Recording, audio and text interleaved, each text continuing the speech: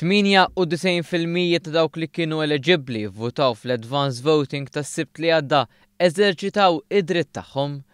Dawn ivvotaw fiċ-ċentru tal-att tal-voti fin-Naxxar ġimgħa qabel l-elezzjoni ġenerali minħabba li ser ikunu imsifrin jew inkella rikoverati l-isptar. Minn 4243 persuna li rreġistraw biex jivvotaw, 4164 xeħtu il-vot tagħhom. Bekk kienu biss 79 persuna eligibbli li ma votawx. Madankollu huma fadlhom ċans jivvotaw nhar l-elezzjoni, jiġifieri fit-3 ta' Ġunju. B'kollox is-sibt li għadda kien hemm 8295 persuna li kellhom id-dritt li jivvotaw, għax minn dawk tal-early voting wieħed irid iżid 669 anzjan fir-residenza San Vincenz de Paul. Kien hemm ukoll votazzjoni fit-30 dar tal-anzjani fejn eligibbli kien hemm 3383 persuna.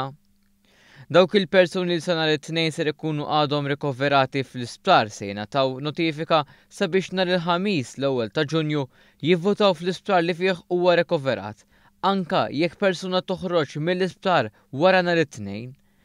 Intant mit-tnejn id-dokumenti tal-vot jibdew jinġabru miċ-ċentru tal-att tal-voti fin-Naxxar għal Maltin u mill-uffiċċji tal-Karta tal-Identità Rabat Għawdex għall-Lawċin. Il-ħinijiet li fihom jistgħu jinġabru d-dokumenti tal-voti huma mit-8 ta' filgħodu sas-7 ta' wara nofsinhar u mit-3 ta' wara nofsinhar sad-9 ta' filgħaxija. Il-ħamis l-1 ta' Ġunju l-voti jistgħu jinġabru sa nofs il-lejl kif tkun l-aħħar ġurnata li wieħed għandu ċans jiġbor il-vot tiegħu. Importanti li sabiex wieħed jiġbor id-dokument tal-vot għandu jmur personalment huwa u miegħu jieħu l-karta tal-identità.